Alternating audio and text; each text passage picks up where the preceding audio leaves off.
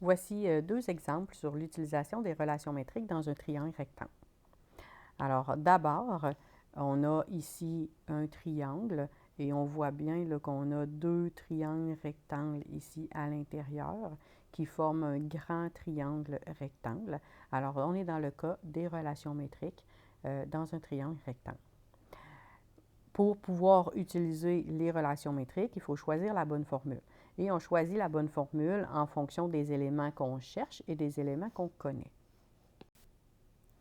D'abord, on va replacer le triangle dans le même sens que la feuille de formule afin de bien identifier, de bien visualiser les éléments qu'on connaît et les éléments qu'on cherche. Alors, voici le triangle d'origine du problème qui a été replacé dans le même sens que les formules. On cherche la mesure du segment AD, donc on cherche la mesure du segment qui est ici à gauche. Alors, la première étape pour choisir la bonne formule, ça va être de regarder dans les formules qu'on a si l'élément qu'on cherche est présent. Donc, par exemple, ici, dans cette formule-là, l'élément qu'on cherche, ici, on ne le connaît pas. Ici, bon, il fait partie de la formule, donc ça pourrait être celle-là et ça pourrait être celle-là. Donc, dans celle-là et dans celle-là, l'élément qu'on cherche ne fait pas partie de la formule, alors on va les écarter d'emblée et on va utiliser plutôt une des deux autres. Une fois qu'on a identifié deux formules à l'aide de ce qu'on cherche, maintenant on va regarder ce qu'on connaît pour savoir quelle formule on peut utiliser. Alors, si on regarde ce qu'on connaît, on a le 9,8 qui est ici, le 3,4 qui est ici. Ça implique que si je connais les deux du bas, je suis capable aussi de trouver la mesure complète du segment BD. Alors, si on regarde les deux formules qu'on a retenues, on a ici, dans le fond, les deux mesures du bas. Ici, j'ai besoin de la hauteur. La hauteur, je ne l'ai pas. Alors, cette formule-là, je ne pourrais pas l'utiliser parce que j'ai besoin de la hauteur que je ne connais pas. J'ai aussi besoin du BC que je ne connais pas. Alors, cette formule-là, je vais avoir trois inconnus. Donc, L, L et L. Trois inconnus, je ne serai pas capable de la trouver.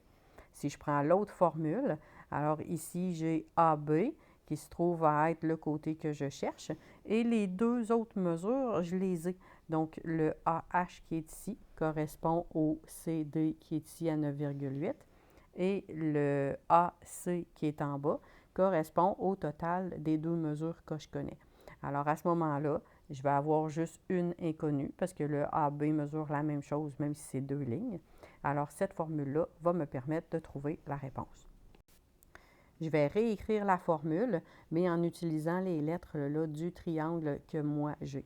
Alors ici, le premier segment, c'est AH, donc c'est le segment qui est ici, qui se trouve être CD ici.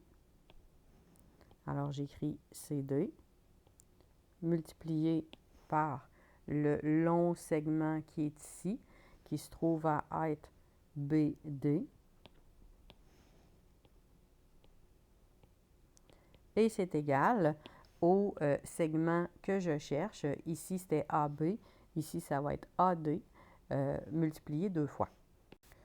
Maintenant que j'ai réécrit ma formule, je vais remplacer les éléments que je connais aux bons endroits. Donc, le CD ici, je le connais, il mesure 9,8. Le BD ici, c'est la grande mesure en bas. Alors, je vais faire l'addition du 9,8 plus 3,4. Alors, quand j'additionne 9,8 et 3,4, donc ici, ça me donne 13,2 qui est mon BD. Alors, je vais aller remplacer 13,2. Et ensuite, mon AD qui se trouve à être mon inconnu. Je vais remplacer mes inconnus par X qui est la valeur que je cherche. J'effectue ensuite les multiplications. Donc, 9,8 fois 13,2 qui va faire 129,36.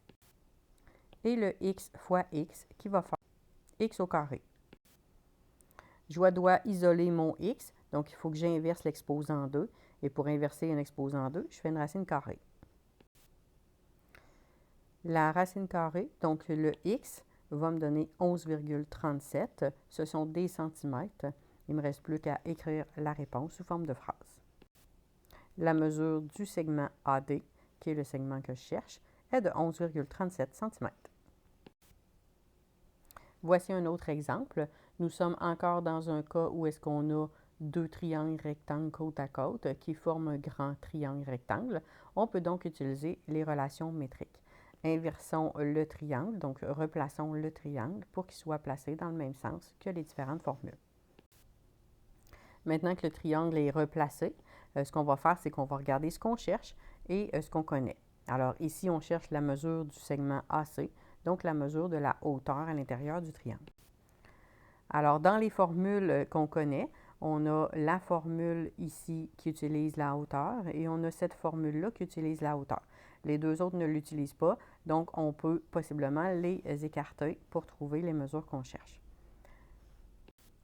Maintenant, on va regarder dans les deux formules qu'on a retenues, lesquelles dans le fond, nous permettent, là, avec les éléments qu'on connaît, de trouver les formules.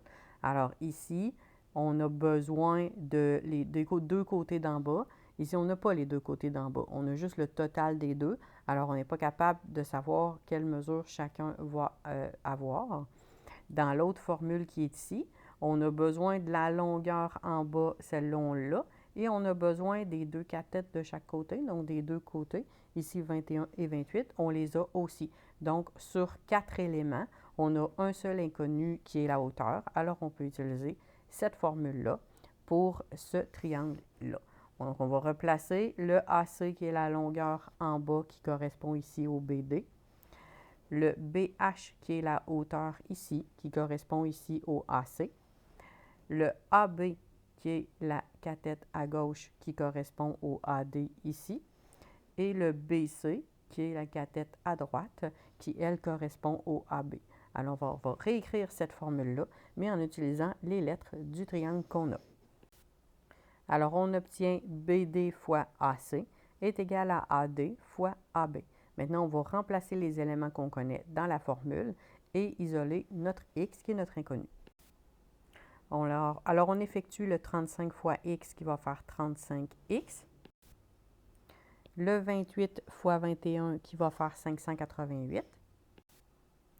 Et on va isoler le x. Donc, étant donné qu'ici, on a une multiplication par 35, donc on a un fois 35, on va faire une division par 35 pour isoler le x. On obtient donc un x à 16,8. Alors, il me reste à inscrire la réponse sous forme de phrase. Alors, la mesure du segment AC est de 16,8 cm.